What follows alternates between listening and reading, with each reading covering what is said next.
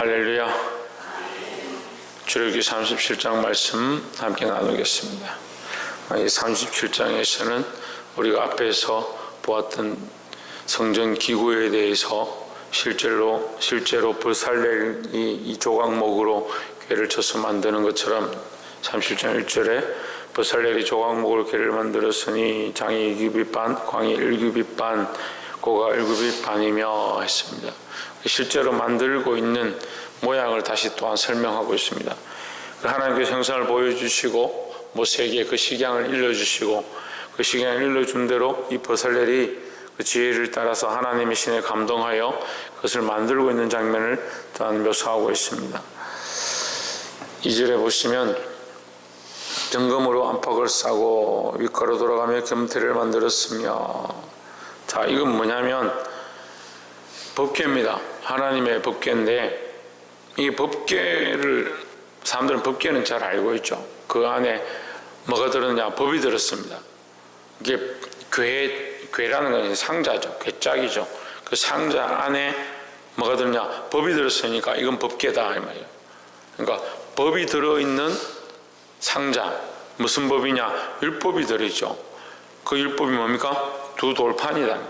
돌판에 하나님께서 이스라엘 백성과 언약해서 그 말씀을 새기시고 이 계명을 지켜라 하고 주신 이 십계명을 그 궤짝 안에 넣었다. 그래서 제가 전에도 말씀드렸는데 이 십계명은 우리를 얽어매고 멸망시키고자 하는 목적이 아닙니다. 멸망시키면 그냥 멸망시키면 되죠.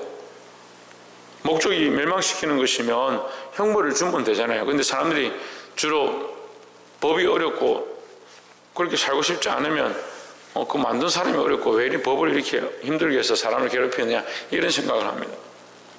근데 법은 살리고자 하는 거죠. 우리를 구원하고자 하시는 하나님의 은혜가 있는 거죠.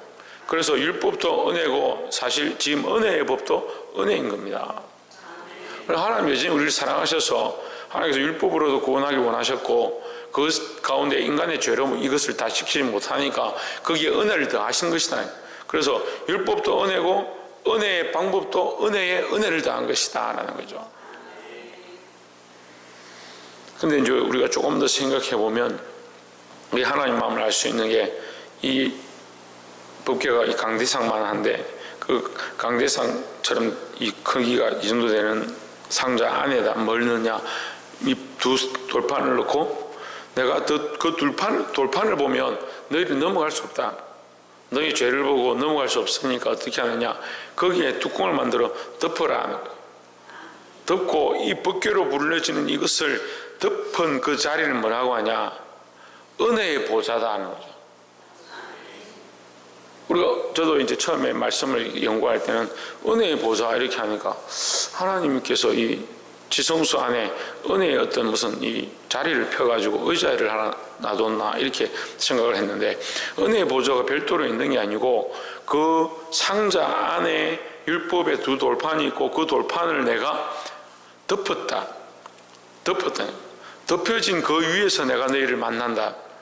내가 돌판을 펴놓고 너희를 만나는 것이 아니고 그 돌판을 가리고 그것을 덮은 자리 위에서 내가 만난다. 그것이 은혜의 보좌다. 그래서 이 은혜의 보좌를 뭐라고 하냐? 시언자라는 시언자. 내가 그 자리에서 너희를 만날 것이다. 시언소에서 만날 것이다. 그 은혜의 장소, 그 장소가 이 덮여진 장소다. 그래서 출애굽기는요 계속 덮여짐에 대해서 얘기하는 거예요. 성경은요 덮여짐에 대해서 얘기하는 거예요. 뭐가 덮여지냐? 우리의 죄와 나를 사랑하는 나는 덮여지고 누가 나타나냐? 예수 그리스도가 나타나는 겁니다. 우리가 예수 그리스도를 믿고 그 십자가 위에서 내 정과 욕심을 못 받고 나면 나는 십자가의 보혈로 덮여지고요. 그래서 내가 하나님 앞에 나아갈 수 없는데 나를 위해서 예수 그리스도께서 희생하시고 죽으셨기 때문에 나는 나아갈 수 없는데 예수 그리스도를 의지해서 나아가는 겁니다.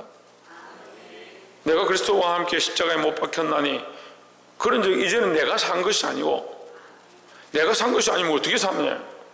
나는 살 수 없는데 예수 그리스도를 믿는 믿음 안에서 산다. 이제 내가 사는 것은 나를 사랑하사 나를 위하여 자기 목숨을 버리신 그리스도를 믿는 믿음 안에서 산다. 그러니까 내가 지금 살긴 사는데 내 공로를 나타내고 나의 삶을 가지고 내 의지를 가지고 나의 사랑을 여전히 나타내면서 하나님 앞에 나아갈 수 있냐? 그럴 수 없다는 거죠. 그래서 하나님이 덮으셨다.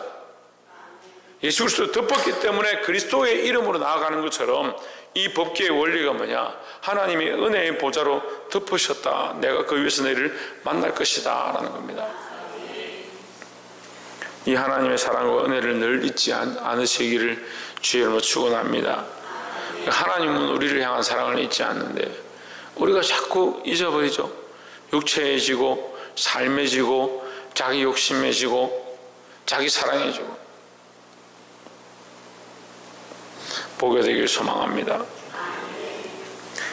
두 번째는 이 떡상인데 15절에 또 조각목으로 상멜체를 만들어 금으로 쌌으며 그 상위에 기구 곧 대접과 숟가락과 잔과 붓는 병을 정금으로 만들었더라 했습니다.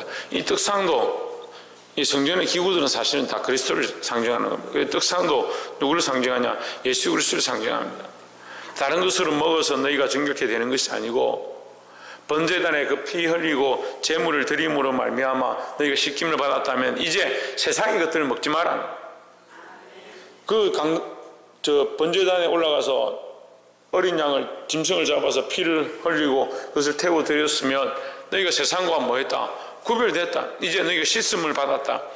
씻음을 받았으면 세상의 것을 이제 먹을 게 아니고 뭘 먹어야 되냐? 하나님께서 구별하신 거룩한 떡을 먹어야 되는데 그 거룩한 떡의 떡상이 뭐냐? 예수 그리스도입니다. 그러니까 우리는 무슨 떡을 먹냐? 세상의 떡을 먹는 게 아니고 생명의 양식 대신 예수 그리스도를 먹는 것이다 라는 겁니다. 그럼 쉽게 얘기해서 예수 그리스도를 어떻게 먹냐? 예수 그리스도는 말씀이죠. 로고스죠. 그 로고스 대신 예수 그리스도의 그 말씀을 우리가 먹고 예수 그리스도의 말씀으로 산다. 내 삶이 뭐로 사느냐? 말씀으로 산다. 그래서 사람이 떡으로 살 것이 아니고 하나님 말씀으로 산다.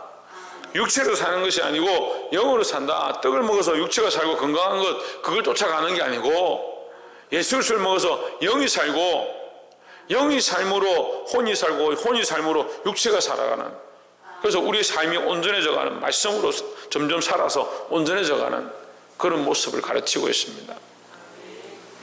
또한 세 번째 볼 것은 등대인데 17절에 그가 또 정금으로 등대를 만들되 그것을 쳐서 만들었으니 그 밑판과 줄기와 잔과 꽃받침과 꽃이 그것과 한 덩이로 되었고 했습니다. 이 등잔이 몇 개냐? 18절에 6가지가 그 곁으로 나왔으니 했습니다. 총 7개죠.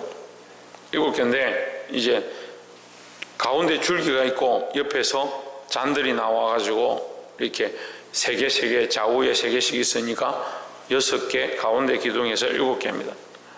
근데 이것이 다 연화해서 한 줄기로 연결되었다. 결국 바닥까지 연결되어진 부분은 하나밖에 없는 거죠. 7개가 다 바닥에 있는 것이 아니고 하나로 되었다.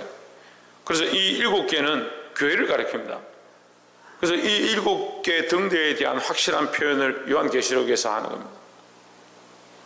그 7등대는 뭐냐? 아시아의 7교회다.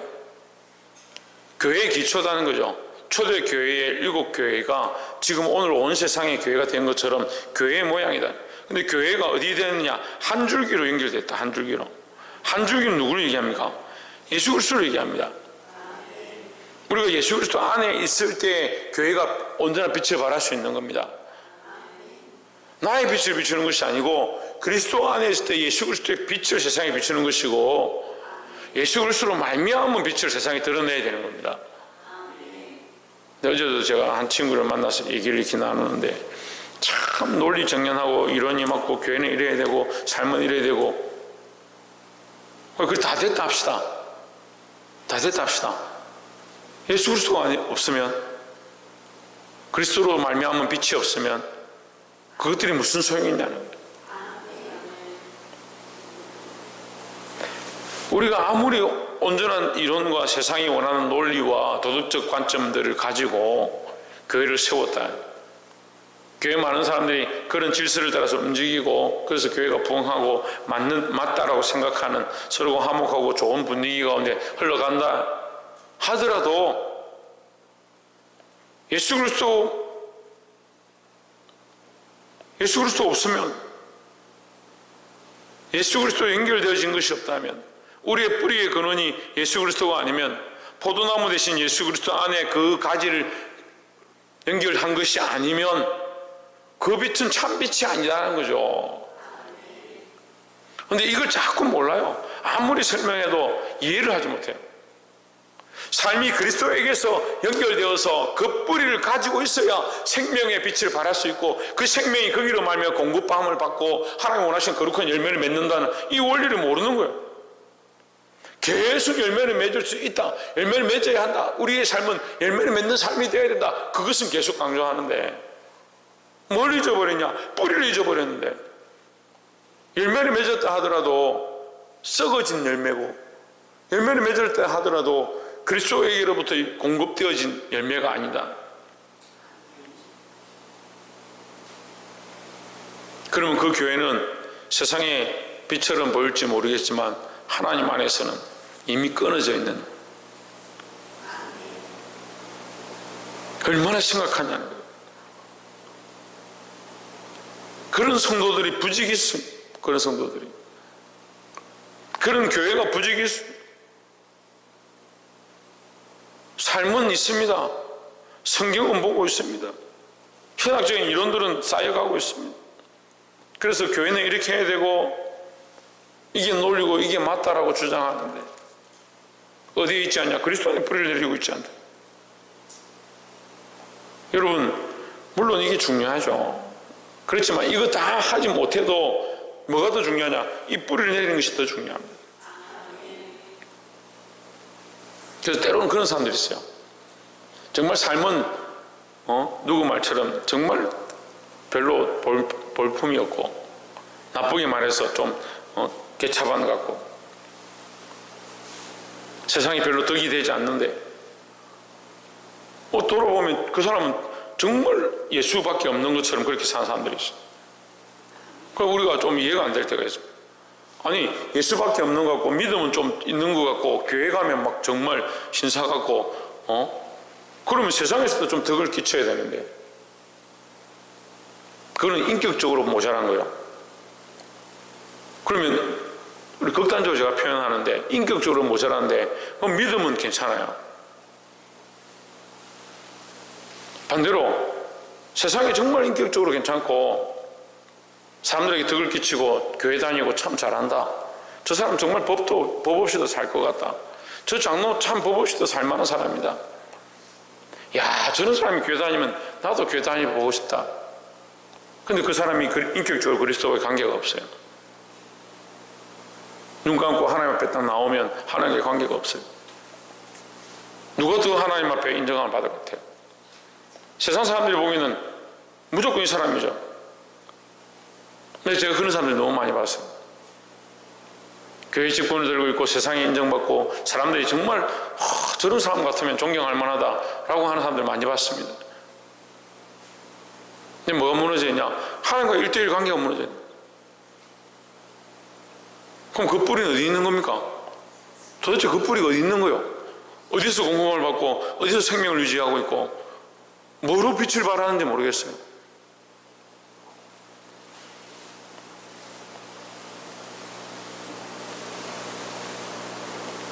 복이 되기를 주의 이름으로 축원합니다. 우리가 물론 세상에서도 덕을 끼치고 완전하면 좋겠고 그리스도 안에서도 덕이 되어지고 은혜를 공급함 받아서 완전하면 좋겠지만 우리가 세상이 조금 모자란다 하더라도 그리스도 안에 붙어있는 것들에 더 주목하고 더 집중해야 하고, 그리스도 안에 집중하고 그리스도 안에 붙어 있다면 자연스럽게 또한 세상에서도 덕을 끼치고 빛을 드러내야 된다는 겁니다. 이것이 양날의 검이요. 둘 다 가지고 있어야 됩니다. 둘 다 가지고 있어야 되는데요. 결국은 마지막에 이것은 드러나게 되어 있습니다.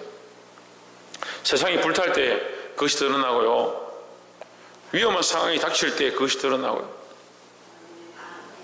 지금은 끝까지 교회를 위하고 목숨을 내놓겠다 하면 세상이 지탄받는 거예요. 지금 이런 시대에 무슨 교회 가서 예배드리냐 이런 손가락질 당합니다. 근데 유교사변 때 많은 사람이 믿음의 그리스도와의 관계를 지키기 위하여, 믿음의 결단을 지키기 위해서 예수를 부인해라. 그럼 살려주겠다. 예수를 부인하는 사람은 교회 밖으로 나가라. 예수 믿겠다고 끝까지 한 사람 교회 안에 들어가라. 교회 안에 성도들이 다 죽었습니다. 누가 그 사람들 욕하겠습니까? 카타콤에서 수많은 사람들이 순교의 자리가 안 되었습니다. 사회적으로 고립되어지고 이해가 되지 않고 왜 저런 따돌림을 당하냐, 이해할 수 없는 그런 삶을 살았습니다. 사자의 밥이 됐습니다. 현장에서 불사름이 되었습니다. 콜로세움에서 제물로, 사람들의 볼거리로 사자밥이 되어지고 전사로 죽임을 당했습니다. 사회적으로 이해가 되지 않습니다. 왜 저렇게 살아야 되나? 물론 사회에서도 덕을 끼치고 사람들에게 좋게 하면 좋겠죠. 더 좋겠죠. 그렇지만 결국 끝에 가서는 결단해야 되는 겁니다. 우리가 어디에 있느냐, 어디에 뿌리를 두고 있느냐, 어디에 우리의 기둥을 두고 있느냐. 그렇게 될 때, 그리스도의 기둥에 뿌리를 박을 때에 참 빛으로 세상이 드러날 수 있다는 거죠. 근데 이거 없는데 무슨 자꾸 빛을 비춘다고 합니까?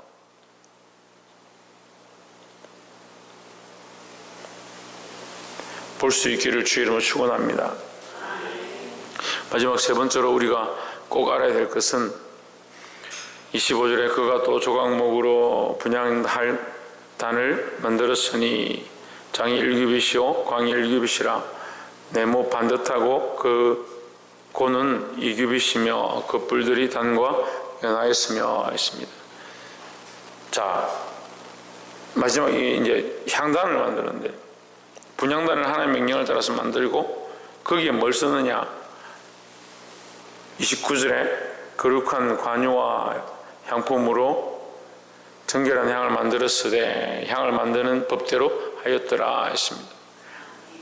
분향단이 있는데 반드시 뭘 써야 되냐, 하나님께서 명령하신, 하나님께서 가르쳐 주신 법을 따라서 거룩한 관유와 향품을, 정결한 향을 만들어야 한다. 이 향은 뭐냐, 예수 그리스도로 말미암은 향입니다. 우리는요, 우리 스스로가 빛이 될 수 없는 것처럼 우리 스스로가 향기가 될 수 없는 거예요. 세상이 원하는 향기는 세상이 원하는 덕목이겠죠. 근데 우리가 원하는 향기가 아니라 하나님께서 명령하신, 하나님께서 가르쳐 주신 관유와 향품과 정결한 향을 드리라 했습니다. 그것을 만들려고 했습니다. 이게 뭐냐면 예수 그리스도의 향기예요. 우리가 예수 그리스도 안에 있을 때 그리스도로 말미암은 향기를 세상에 발할 수 있다는 거죠. 말씀을 맺겠습니다. 하나님께서 이 기구들과 이 기명들을 통해서 우리에게 가르쳐주고 있습니다. 이 모든 것은 예수 그리스도를 상징합니다.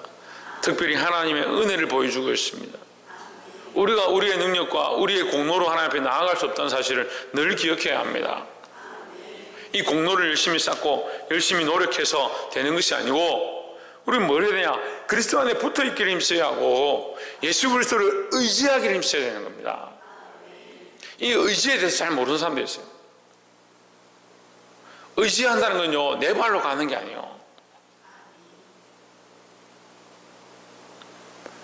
내가 노력하고 있지만 이게 힘든데요, 내가 노력하고 있지만, 내가 가고 있지만 어디에 있느냐, 그리스도를 의지하거든요. 아이들이 걸어가는 것 같지만 그 아이가 걸어갈 수 없는데 부모가 손을 잡고 끌어주는 거예요. 더 어린 아이가 힘이 없을 때는 업고 가는 겁니다. 그게 부모를 의지한다는 거예요. 그 부모에게 전적으로 맡기는 거예요, 그 삶을. 그게 의지입니다. 우리가 그리스도를 의지한다는데 사실은 우리가 너무 많이 해요.